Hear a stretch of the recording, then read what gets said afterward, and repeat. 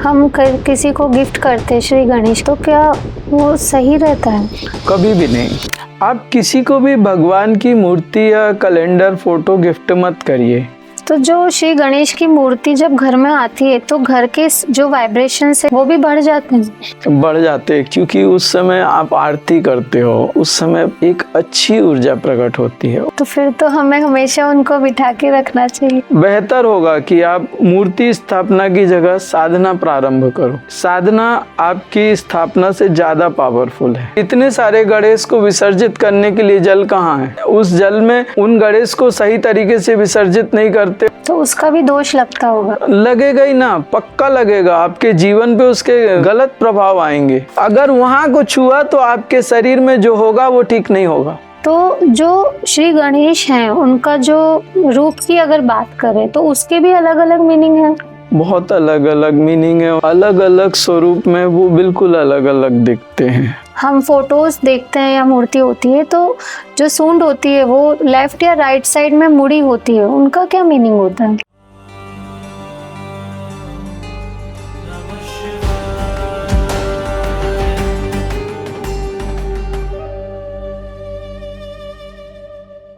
अभी जैसे आपने बताया वक्रतुंड अलग होते हैं और लंबोदर अलग होते हैं, तो जो श्री गणेश हैं उनका जो रूप की अगर बात करें तो उसके भी अलग अलग मीनिंग है।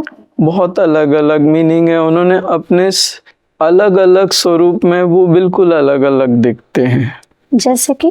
जैसे वो गणेश जब तत्पुरुष के साथ होते हैं तो बिल्कुल अलग होते हैं, अघोर के साथ होते हैं तो वो एकदम अलग हो जाते हैं। अघोर के साथ जो गणेश होता है वो बिल्कुल अलग होता है। तत्पुरुष के साथ जो गणेश होता है वो एकदम शांत कर देता है, रिलैक्स कर देता है, एकदम इजी कर देता है। अघोर के साथ का गणेश अलग होता है। तो जो श्री गणेश है उनके अगर अपन रूप की अगर पर्टिकुलर बात करें, जैसे उनके बड़े बड़े कान हैं, लंबी सूंड है, तो वो आंखें एकदम बारीक हैं, सूक्ष्म हैं, और मतलब लंबोदर है, हाथ में मोदक होंगे, लड्डू होंगे। तो ये सब क्या इंडिकेट करता है? मतलब ये चीज हम कैसे समझे इसको आध्यात्मिक नजरिए में? हर एक देवता वो इंडिकेट करता है, उसकी पोजीशन और उसके शरीर की व्यवस्थाएं इंडिकेट करती हैं कि तुम जब इस स्थिति में आ जाओगे तो तुम मुझे मैं तुम्हें स्वीकार कर लूंगा।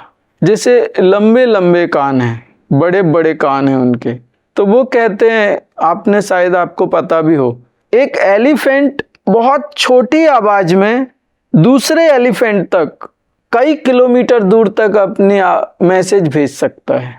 जरूरी नहीं है कि वो बहुत जोर से चिल्लाए, थोड़ा छोटा एक कुछ बोलों के अंदर कुछ एक ऐसी व्यवस्था है कि छोटी सी आवाज निकालेंगे और कई किलोमीटर दूर तक दूसरे एलिफेंट वो उसको सुनाई दे जाएगी। उनके अंदर एक विशिष्टता होती है, ये साइंस ने प्रूफ किया है। उनकी सुनने की क्षमता बहुत ज्यादा होती है एलिफेंट्स की। तो यहाँ पे वो कहते हैं कि आप सुनो ज्यादा, आप वो शब्द मत सुनो जो सब सुन रहे हैं, वो शब्द सुनो जो कोई ना सुन रहा, वो सुनो। छोटी से छोटी आवाज को सुनो जो कोई ना सुन पाए, तुम वो सुनो। दूसरी बात, उनकी सूंड लंबी होती है। आपने कभी ऐसा नहीं देखा होगा कि वो सूंड से मुंह में लड्डू खा रहे हैं, हाथ में यहाँ पे मोदक है और सूंड उसको सूंघ रही है जी। वो चेक कर रहे हैं कि ये खाने योग्य है कि नहीं। वो चेक कर रहे हैं कि ये खाने योग्य है कि नहीं। तो आप जो भी स्वीकार करते हो, जो भी ग्रहण करते हो, आप ये देखो पहले वो ग्रहण करने योग्य है कि नहीं। तीसरी चीज, उनकी तोंद रहती बड़ी, पेट बड़ा होता है। तो एक्चुअल आप हर साधु जो एक स्थिति तक गया है उसका पेट बड़ा ही होगा। यहाँ शक्ति का केंद्र है ये पेट। आपको याद दिला दूं, रावण की नाभि में शक्ति थी, वो मरता ही नहीं था। तब भगवान राम ने उसकी नाभि में अग्नि बाण चलाया था, उसका अमृत सूख गया था, उसके कारण वो मरा। हर साधु, हर साधक के पेट में शक्ति होती है। कोई भी साधु है, अच्छा साधु होगा, उसकी तोंद होगी, पक्का होगी। अगर सिद्ध होगा तोंद होगी, पक्का होगा। ये पीछे जाएगा, ये तोंद ऊपर आएगी। और जो उनके दांत हैं, एक दंता है, उन्हें बोला जाता है, इसका क्या मीनिंग है? उसका थोड़ा अलग मीनिंग है, वो आपको मैं आप सब सोशल मीडिया में नहीं बोल सकता। उसका एक तो उनका तोड़ा गया था और एक रखा गया था, वो अपने आप में बहुत गहरा रहस्य है। कई बार हम देखते हैं कि जैसे आपने अभी शुरुआत में बताया कि जो श्री गणेश हैं वो अग्नि को रिप्रेजेंट कर रहे हैं, तो जो लक्ष्मी जी की फोटो आती है उसमें सूंड ऊपर और वो पानी की बरसात कर रहे होते हैं, वो गजलक्ष्मी होती है। अष्टलक्ष्मी में गजलक्ष्मी है। वो अष्टलक्ष्मी अलग अलग लक्ष्मी होती हैं, तो गजलक्ष्मी है, उनको भगवती को वो गज स्नान करा रहे हैं। और जो मूषक होते हैं श्री गणेश के साथ में, वो किसका प्रतीक है? भगवान श्री गणेश कहते हैं कि तुम छोटे को भी इग्नोर मत करो, बहुत छोटा है, इसका तुम ऐसा मत समझो कि वो कमजोर है। छोटी छोटी चीजें बड़ी काम की हो जाती हैं। तुम अगर छोटी चीजों को, छोटे छोटी व्यवस्थाओं को यूज करोगे तो तुम एक बड़ी व्यवस्था में प्रवेश कर सकते हो। उन्होंने इंडिकेट किया है। भगवान श्री गणेश का शरीर देखिए आप, और उनकी सवारी मूषक है। वो कहते हैं कितनी भी परिस्थितियां छोटी हो जाएं, तुम उन परिस्थितियों को उपयोग करके ऊपर आ सकते हो। अगर तुम्हें बड़ा बनना है तो तुम उन छोटों छोटों को सम्मानित करो। तो श्री गणेश और जो मूलाधार चक्र है उसका क्या संबंध है आपस में? मूलाधार चक्र पृथ्वी से जुड़ा हुआ है, पृथ्वी तत्व से जुड़ा हुआ है। एक प्रारंभिक अवस्था है, कुंडलिनी की जागरण की व्यवस्था है, वहाँ से प्रारंभ होती है। और जब भी कोई काम प्रारंभ होता है तो वहाँ श्री गणेश का सबसे मुख्य व्यवस्था रहती है। इसीलिए मूलाधार में भगवान श्री गणेश मुख्य रूप से स्थापित हैं। शक्ति सुप्त है और श्री गणेश वहाँ पे स्थापित है। मूलाधार में विशेष रूप से श्री गणेश हैं। सभी चक्रों में होते हैं, सभी पेटल्स में होते हैं, लेकिन मूलाधार में विशिष्ट रूप से हैं। तो हम जो इस गणेश चतुर्थी है, तो अगर किसी को इन सब चीजों के बारे में नहीं पता तो, और अगर वो साधना करता है तो क्या मूलाधार चक्र ओपन हो जाता है? मूलाधार चक्र, एक देखिए, मूलाधार चक्र ओपन होना और शक्ति का जागरण होना दो अलग अलग बातें हैं। मूलाधार चक्र साफ होना और शक्ति का जागरण होना अलग अलग बात है। लेकिन एक वाइब्रेशंस आने लगते हैं, वहाँ पे जो कर्म बैठे होते हैं मूलाधार चक्र में, वो कर्म छिटकने लगते हैं और आपका मूलाधार साफ सुथरा होना प्रारंभ हो जाता है। उसमें प्रोग्रेस होती है, वो बेहतर होता है। इतना तो बोल सकते। अभी जैसे हम किसी को गिफ्ट करते हैं, श्री गणेश की शुरुआत है, शुभ कार्य के लिए भी हम पूछते हैं और शुभता के लिए हम किसी को गणपति गिफ्ट करते हैं, तो क्या वो सही रहता है? कभी भी नहीं। आप किसी को भी भगवान की मूर्ति या कैलेंडर, फोटो गिफ्ट मत करिए। क्या पता वो अपने घर में स्थापित करना चाहता है, नहीं चाहता है, उसके घर में वैसी व्यवस्थाएं हैं, नहीं है। आप उसको जबरदस्ती देते हो और ऐसे उनके घरों में ऐसे 5, 6, 8, 10 मूर्तियां पड़ी होती हैं, वो ठीक नहीं है, वो गलत है। अगर उसके घर में जगह है और व्यवस्था है, वो अपने हिसाब से वो खोज के अपने जो उसके लिए ठीक है वो लेके आएगा। आप कैसे दे सकते हो आप उसको? कभी भी मैं कहूँगा, कभी भी भगवान की फोटो या मूर्तियाँ गिफ्ट मत करिए। कई ऐसे लोग हैं उनके यहाँ 10-10 मूर्तियाँ, 15-15 मूर्तियाँ, भगवान के कैलेंडर ऐसे उनको समझ ही नहीं आता मैं क्या करूँ। और कभी कभार क्या है, वो आरती वारती, दीपक विपक करते हैं, थोड़ी थोड़ी वो मूर्तियां जागृत हो जाती हैं, फिर उनकी एक्टिवेट होने के बाद उनकी सही व्यवस्था नहीं होती, उसका दुष्परिणाम आता है। मैं इस प्रथा को आप सबको एक संदेश देना चाहता हूँ कि ऐसी गलती मत करिए। वो मूर्ति या फोटो ऐसी व्यवस्थाएं हैं कि उसमें अगर बहुत सारी मूर्तियां हो जाएं आपके मंदिर में, तो आपको साफ सफाई करने में और बहुत सारा उसको व्यवस्थित मेंटेन करने में बहुत तकलीफ होती है। वो गलत है। एक व्यक्ति का घर कितना है, मंदिर क्या है, उसको मूर्ति कौन सी चाहिए, कैसे चाहिए, वो अपने आप उसको निश्चित करने दीजिए, आप उसको मत दीजिए। उससे क्या होता है कि उनके घरों में बहुत सारी मूर्तियां ऐसी रखी रहती हैं और वो उचित नहीं है, अवमानना होती है उनकी। गिफ्ट ही करना है तो कुछ अच्छी चीज गिफ्ट कर दो, कुछ बेहतर करो। तो जैसे श्री गणेश की जो कई लोग सिर्फ पूजा पाठ करते जाते, जाप करते जाते हैं, तो या मंत्र जाप कर रहे, वो काफी है या फिर गुरु दीक्षा होनी जरूरी है? देखिए, अध्यात्म में तो गुरु होना चाहिए। अभी हमने थोड़ी सी बातें बता दी, आपने थोड़ी सी बातें सुन ली, लेकिन ये सब तो नहीं बताई ना। गुरु होगा तो आप अध्यात्म बहुत अच्छी तरह से कर सकते हो। उतनी ही साधना में आप उसके ज़्यादा लाभ ले सकते और सुरक्षित रहोगे। जैसे आपने बताया एक दंत और लंबोदर के बारे में, तो उसमें कोई यौगिक या तांत्रिक संकेत छिपा होता है?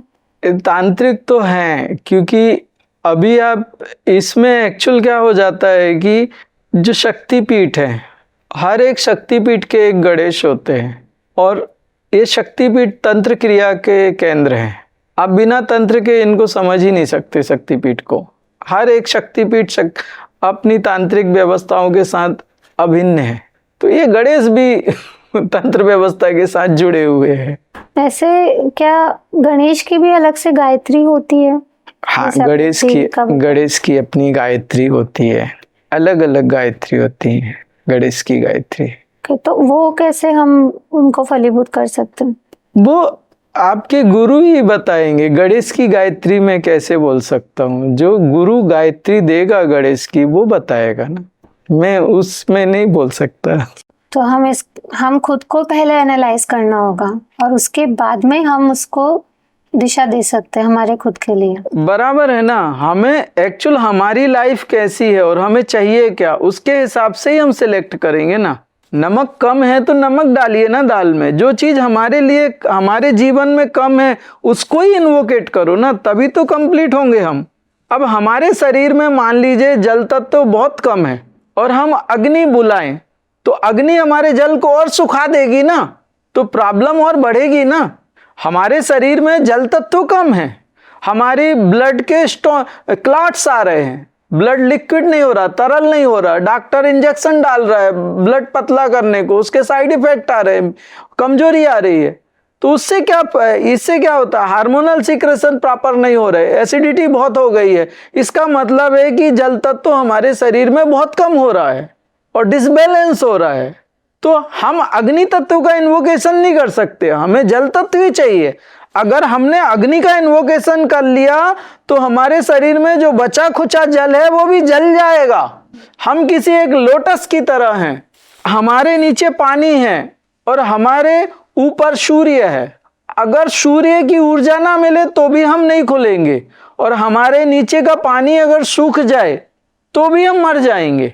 हमें 50-50 चाहिए दोनों, और ये 50-50 जो है हमें बैलेंस बनाना पड़ेगा। अगर हमारा पानी कम हो रहा है तो हमें पानी उसमें भरना पड़ेगा, और अगर सूर्य की ऊर्जा कम हो रही है तो हमें सूर्य की तरफ देखना पड़ेगा।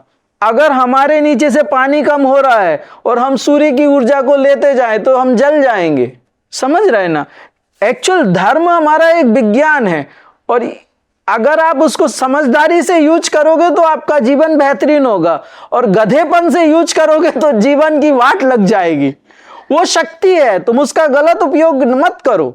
तो जो श्री गणेश की मूर्ति जब घर में आती है तो घर के जो वाइब्रेशन से स्पंदन है वो भी बढ़ जाते हैं, क्योंकि उस समय आप आरती करते हो, आप उनके वो सब करते हो, भजन करते हो, उससे उस समय एक अच्छी ऊर्जा प्रकट होती है। उससे क्या होता है, अगर कोई एक तो अगर घर में कोई एंटिटीज हैं, एंसेस्टर्स हैं, तो वो संघर्ष करना शुरू कर देती हैं, आपको रोकना शुरू कर देती हैं, या आपके शरीर में तकलीफ बढ़ाना शुरू कर देती हैं, क्योंकि वो नहीं चाहते कि आप वो पूजा पाठ करो, तो वो आपको रोकने के लिए वो आपको तकलीफ बढ़ाती। लेकिन अगर आप नहीं भी हैं और अगर हैं भी, लेकिन अगर आप लगातार करते रहते हो तो उसकी ऊर्जा से वो एडजस्ट नहीं कर पाते और वो घर से बाहर निकल जाते उतने समय के लिए। आपका घर लगभग एक छोटे से मंदिर की जो ऊर्जा रहती है वैसे कन्वर्ट हो जाता है। तो फिर तो हमें हमेशा उनको बिठा के रखना चाहिए। बिठा के रखना चाहिए, लेकिन आप एक बात भी सोचिए, इतने सारे गणेश को विसर्जित करने के लिए जल कहाँ है, और फिर आप उस जल में उन गणेश को सही तरीके से विसर्जित नहीं करते और फिर आप उनको वो कर देते हो, उसका आपके शरीर पे क्या प्रभाव आएगा? तो उसका भी दोष लगता होगा। लगेगा ही ना, पक्का लगेगा। आपके जीवन पे उसके गलत प्रभाव आएंगे। आपने उनको स्थापना की है, उनका आवाहन किया है, अब आपकी जवाबदारी है कि उनको अच्छी तरीके से ससम्मान शुद्ध बहते हुए जल में आप वो करें, और वो उस जल में पूरे मिक्स हो जाने चाहिए, पानी के साथ में पूरे गल जाने चाहिए वो। तब आपके शरीर में जो जल तत्व है उसमें वो चंचलता नष्ट होगी। अगर वहां कुछ हुआ तो आपके शरीर में जो होगा वो ठीक नहीं होगा। तो क्या इससे, जैसे श्री गणेश जी आपने बताया कि ऊर्जा भी बढ़ जाती है और अपने अंदर चेंज आने शुरू होते हैं, वो फिजिकली हम में चेंजेस दिखेंगे, महसूस हो सकते हैं। तो अगर सेल्फ रियलाइजेशन की बात करें या आत्मिक स्तर की बात करें तो क्या उस पे भी उसका इफेक्ट पड़ता है? हाँ, एक थोड़ा सा तो ऊपर उठते हैं ना अपन, थोड़ा सा। मैं ये नहीं कहूँगा कि तुम वो करने के बाद तुम सेल्फ रियलाइजेशन तुरंत कर लोगे, ऐसे नहीं, लेकिन हमारी साधना में थोड़ी गति आती है, थोड़ी प्रोग्रेस होती है, मन शांत होता है, थोड़ा अच्छा लगता है। तो एक साधक अगर अपनी आध्यात्मिक उन्नति करना चाहता है तो वो अभी किस तरह से कर सकता है, अगर इस समय को यूज करना है तो?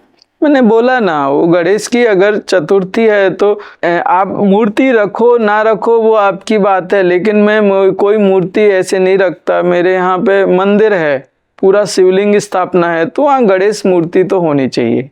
शिव पंचक होता है तो वहाँ पे गणेश मूर्ति तो होनी चाहिए, तो हमारे यहाँ है। लेकिन मैं ज़्यादातर लोगों को सजेस्ट करूँगा कि बेहतर होगा कि आप मूर्ति स्थापना की जगह साधना प्रारंभ करो। साधना आपकी स्थापना से ज़्यादा पावरफुल है।